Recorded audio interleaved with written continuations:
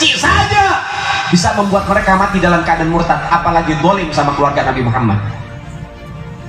Benci saja, gak suka doang, itu bisa menyebabkan kita mati murtad, apalagi dolim. Habib Rizik bukan perampok, saudara.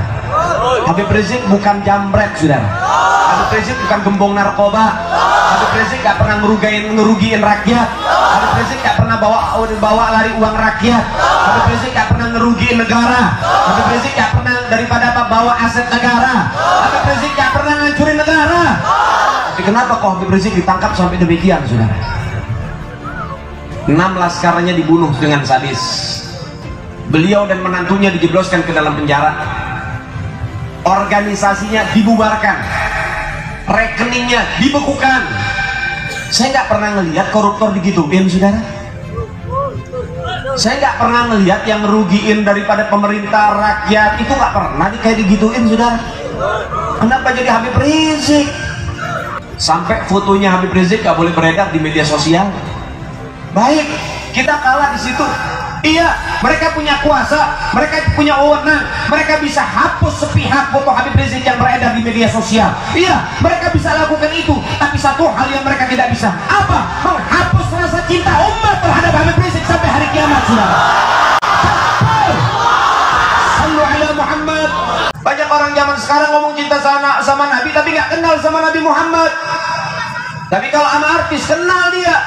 Oh, ini artis, pacarannya sama ini, selingkuhnya sama ini, kawinnya sama ini, dia tahu. Betul? Ayo coba saya tes seberapa kenal sama Nabi Muhammad. Jawabnya yang kompak, kalau sama malu-malu. Saya pengen tanya, jawab yang kompak. Bapaknya Ayu Ting Ting siapa namanya? Siapa namanya? Siapa namanya? Orang mana itu bapaknya? Tinggalnya di mana? Tinggal di Depok, terkenal di Kerawang, bingung nggak? Masya Allah, innalillahi wa inna ilaihi. Nah, tanya lagi, anaknya almarhumah Vanessa Angel siapa namanya? Siapa namanya? Kenal semua. Saya pengen tanya sahabat Nabi yang ahli strategi siapa namanya? Wah, gak ada suara ini. Kuburan kali ya.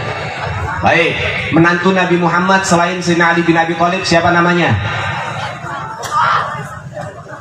Bingung kan? Sahabat Nabi ahli strategi itu namanya Sayyidina Khalid bin Walid. Menantu Sayyidina Ali, menantunya Nabi Muhammad selain Sayyidina Ali itu namanya Sayyidina Uthman bin Affan. Bukti kalau ternyata apa kita nggak lebih kenal kepada Nabi, ini bukti kita ini nggak betul-betul cinta sama Rasulullah. Kalau kita cinta sama Nabi, kita lebih kenal sama keluarga Nabi ketimbang sama artis, saudara. Nah, ini yang harus diperbaiki. Tak kenal maka tak, berarti tanda orang sayang harus kenali kepada Nabi Muhammad, anak-anak Anda. Kalau sudah kenal sama Nabi Muhammad, insya Allah anak-anakmu akan punya akhlak seperti akhlak Sayyiduna Muhammad. Jadi jangan mimpi orang tua, jangan mimpi punya anak soleh dan soleha kalau nggak dikenalin Nabi Muhammad kepada mereka, kalau nggak dikenalin keluarga Nabi Muhammad kepada mereka, kalau nggak dikenalin para ulama penerus perjuangan Nabi Muhammad kepada mereka. Jangan mimpi. Yang dikenalin artis mulu, yang digibahin artis mulu, yang diceritain artis mulu. Innalillahi wa inna ilaihi. Nah, ini yang harus dirubah supaya kita dapat barokah. Baik, yang kedua, Nabi bilang wa hubbu ahlil baiti, dan juga cintalah kalian kepada keluargaku, kata Nabi Muhammad. Ini perintah Nabi, ini aturan Nabi, ini arahan Nabi, ini bimbingan Nabi, ini tuntunan Nabi. Dengarkan baik-baik, cinta sama keluarga Nabi Muhammad. Ini bukan kemauan para habaib, ini bukan kemauan para ahli bait Nabi Muhammad, ini bukan kemauan keturunannya Rasulullah, ini kemauan Allah dan juga kemauan baginda Nabi Muhammad. Kenalkan kepada keluarga kita para habaib, keluarga Nabi. Nabi bilang dalam hadis apa? Man mata ala bugdi ahlul bait mata Yahudian atau Nasranian. Siapa orang yang mati membawa benci kepada keluarga Nabi Muhammad, dipastikan mati dalam keadaan Yahudi ataupun Nasrani. Artinya mati dalam keadaan murtad, sudah. Benci saja bisa membuat mereka mati dalam keadaan murtad, apalagi dolim sama keluarga Nabi Muhammad. Benci saja, gak suka doang, itu bisa menyebabkan kita mati murtad, apalagi dolim. Habib Rizik bukan perampok, saudara. Habib Rizik bukan jambret, saudara. Habib Rizik bukan gembong narkoba. Habib Rizik gak pernah ngerugiin rakyat. Habib Rizik gak pernah bawa lari uang rakyat. Habib Rizik gak pernah ngerugiin negara. Habib Rizik gak pernah daripada bawa aset negara. Habib Rizik gak pernah ngancurin negara. Tapi kenapa kok Habib Rizik ditangkap sampai demikian, saudara? 6 laskarnya dibunuh dengan sadis. Beliau dan menantunya dijebloskan ke dalam penjara. Organisasinya dibubarkan, rekeningnya dibekukan. Saya nggak pernah ngelihat koruptor digituin, saudara. Saya nggak pernah ngelihat yang ngerugiin daripada pemerintah rakyat itu nggak pernah kayak digituin, saudara. Kenapa jadi Habib Rizik?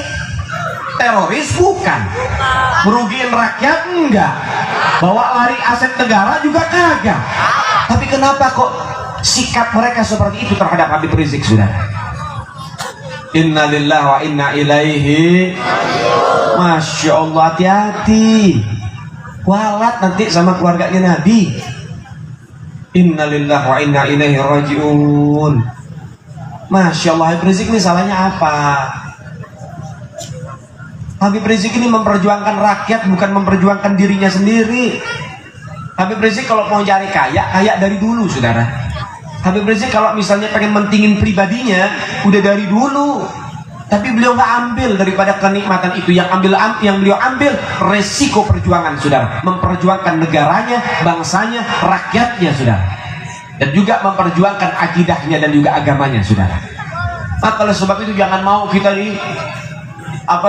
digiring dengan opini-opini liar. Untuk apa? Benci terhadap Habib Rizik. Sampai fotonya Habib Rizik gak boleh beredar di media sosial. Baik, kita kalah di situ.